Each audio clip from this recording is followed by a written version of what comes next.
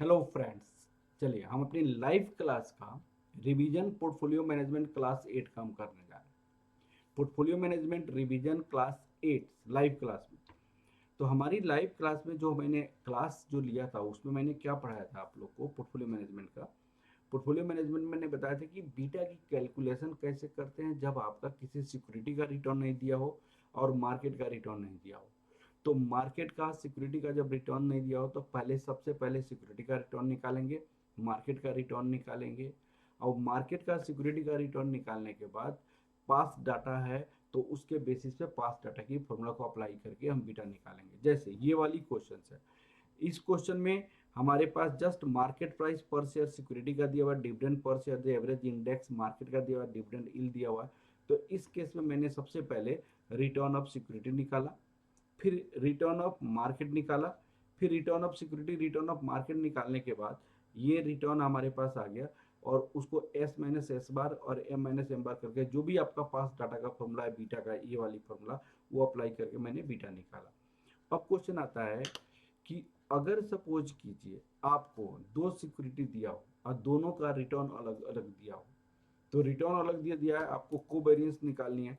तो आपको कोवेरियंस का फॉर्मूला लगाना है। यहाँ पे कोवेरियंस का फॉर्मूला क्या हो जाता है, आपको कोवेरियंस ऑफ सिक्योरिटी S1 और S2, यहाँ पे summation S minus S bar M minus S2 minus S2 bar का फॉर्मूला लगा देंगे और यहाँ पे क्या हो जाएगा, 1/n हो जाएगा।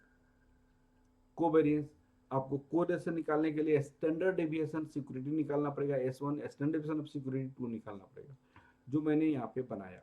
और यहाँ पे मैंने सबसे पहले एक्सपेक्टेड S1 मैंने S1 bar S2 bar standard deviation of S1 standard deviation of S2 निकाला, फिर कोवेरियंस निकाला और कोफिशिएंट ऑफ कोरिलेशन निकाला।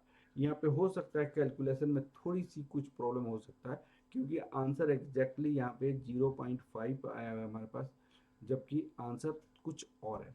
ठीक है, नेगेटिव है, थोड़ा सा कैलकुलेशन मिस्टेक आया होगा।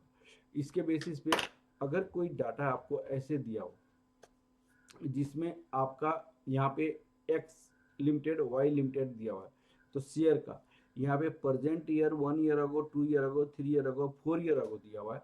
तो यहाँ पे हम क्या करते हैं, यहाँ पे 4 ईयर अगो 3 ईयर अगो उल्टा डाटा लिखा हुआ है।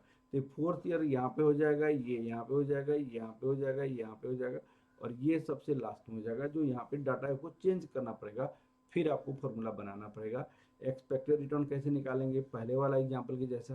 एक्सपेक्टेड मार्केट का कैसे निकालेंगे, risk free rate of return सारे रिस्क को ऐड करके 5 से डिवाइड कर देंगे, बीटा निकाल देंगे, जो फॉर्मूला हमारे पास दी हुआ है।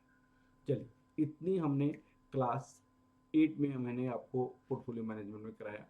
प्लीज़ आप लोग इसको करके आप लोग कर सकते हैं। मेरी लाइव क्लास प्लीज़ आप लोग ज्वाइन कीजिएगा। जस्ट ₹999 में मेरी लाइव क्लास अवेलेबल है।